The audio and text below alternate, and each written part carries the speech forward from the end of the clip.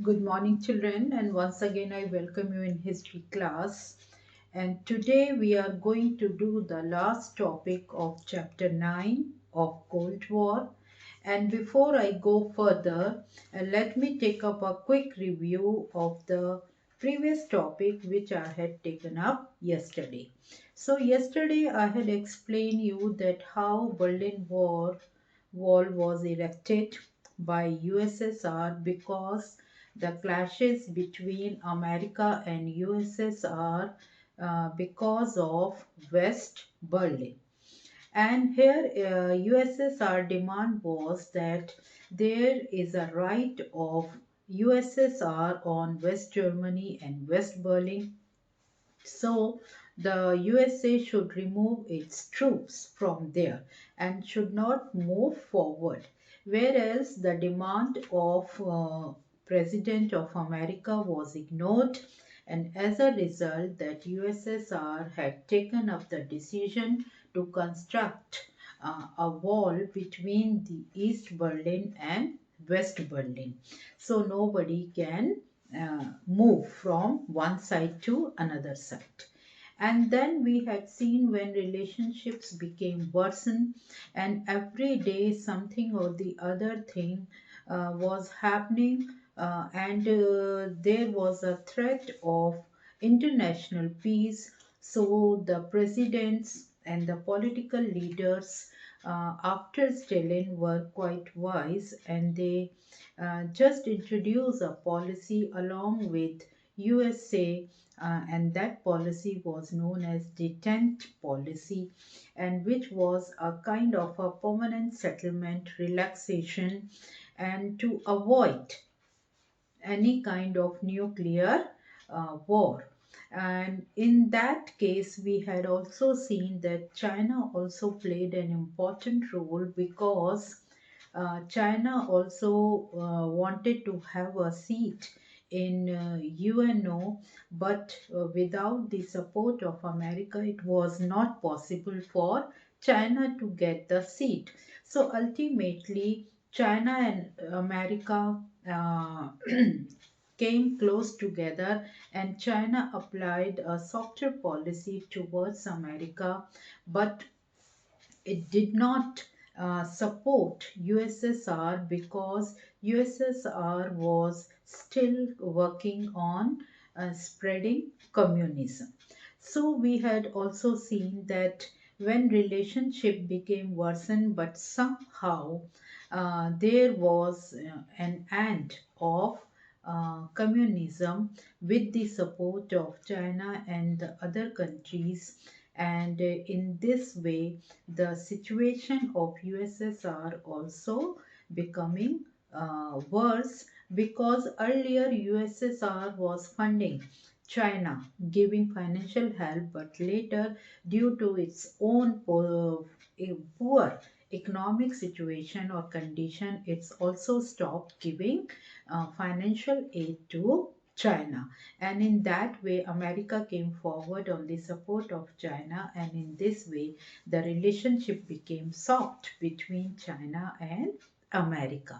Today, what we have to see here, we will see about the Gorbachev, who became the next president of USSR, and he was bit different because he studied of USSR political condition, economic condition, and he found that there is requirement for some changes.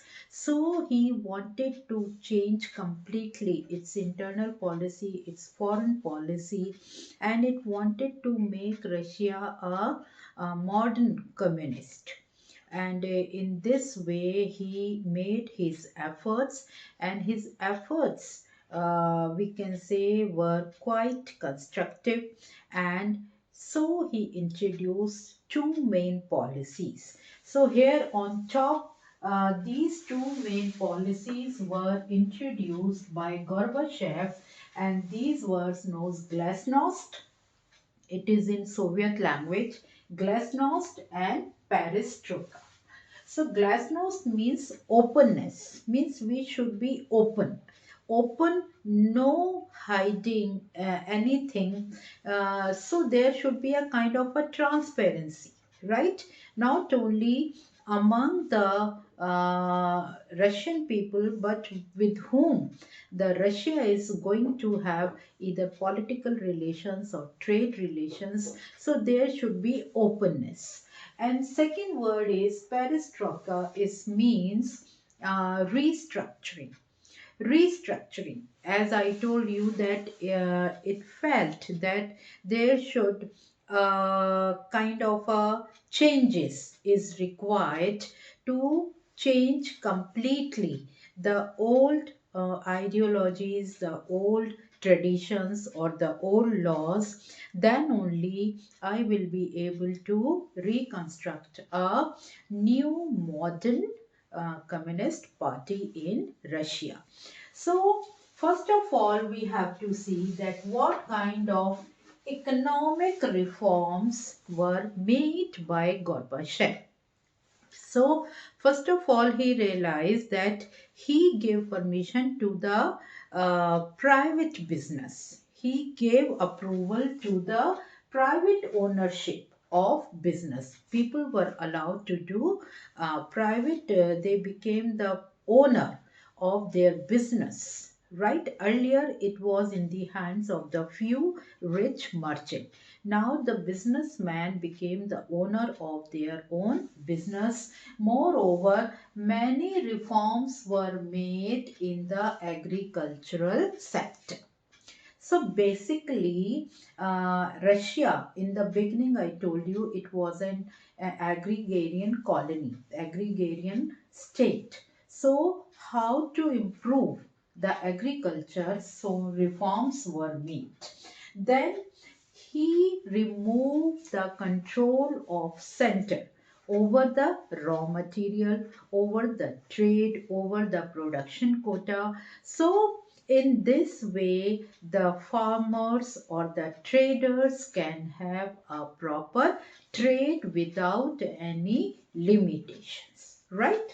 Then after that, he realized that after introduction of automation and computerization, right, automation and computerization had been a kind of a hurdle in the employment work. Or why? Because where the large number of people can be appointed for jobs in factories or in industries. So the machines, only the single machine is doing the work of 50 workers or the 100 workers. So it says that automation and computerization is also slow down the working workers progress and the we can say the manual labor, right?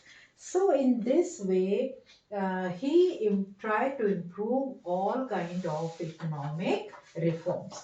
After that, he introduced cultural reform. Cultural reform. It was a main objective of UNO also, that the members should increase the peaceful coexistence in the cultural field also. What do you mean by cultural? Cultural means to know uh, about the traditions, about the climate, about the language, about the culture of those countries with whom we are keeping relations. So cultural reforms were made, that in first of all what he did, he released the political prisoners, right? So a proper culture should be maintained. So all political prisoners were released. Moreover, he gave liberty to the people. What kind of freedoms? Freedom of thoughts, freedom of speech, freedom of religion was given to the people. The media was free from the control. Now the media was allowed to publish anything, or it can even given power to criticize the policies of the government, because according to Gorbachev, criticism is the best opportunity for the people to improve them, right? So criticism is very much required, and this freedom was given to media, to the press. Moreover, the publishers were allowed to publish novels which were put up under ban. Moreover, the Stalin based films which were also banned, they were also allowed to just show it in the theaters or in picture halls. So, in this way, a proper peaceful culture should be maintained in Russia. This was the main aim of Gorbachev. Then, after that, it said when there was an improvement in the culture and economic conditions started improving, automatically there was a end of Cold War, automatically end of Cold War. And then the other situation was because by that time the condition of Soviet Russia was very not very good. It became down, and it said that USSR president, especially Gorbachev, realized that today if the condition, financial condition of Russia is bad because of the much expenditure on the army or on war material. So here it said that NMRT was signed, kind of a treaty. Which treaty? Nuclear Missiles Reduction Treaty. Nuclear Missiles Reduction Treaty was signed by USSR to stop the more expenditure on making nuclear missile. Moreover, it also withdrew its troops from Afghanistan.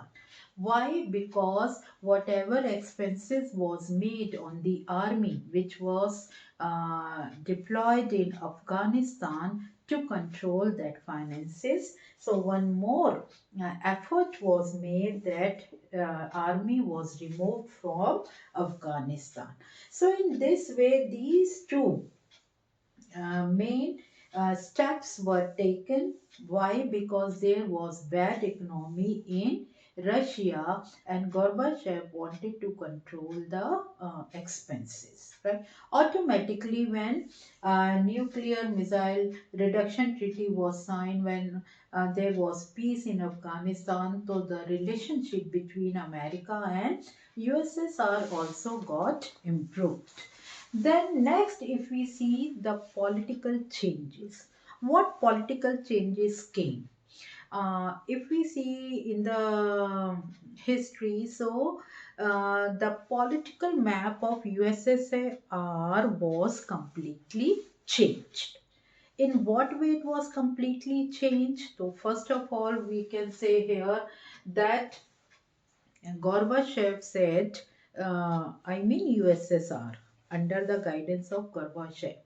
It said that East European countries have given freedom that they can make their own agendas, own policies, and there would be no control on the Warsaw Pact countries.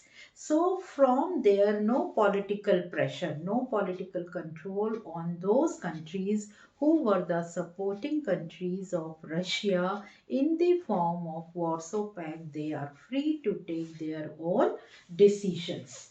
Then it said the Berlin Wall, which was erected between East and West Berlin, it was also torn, right?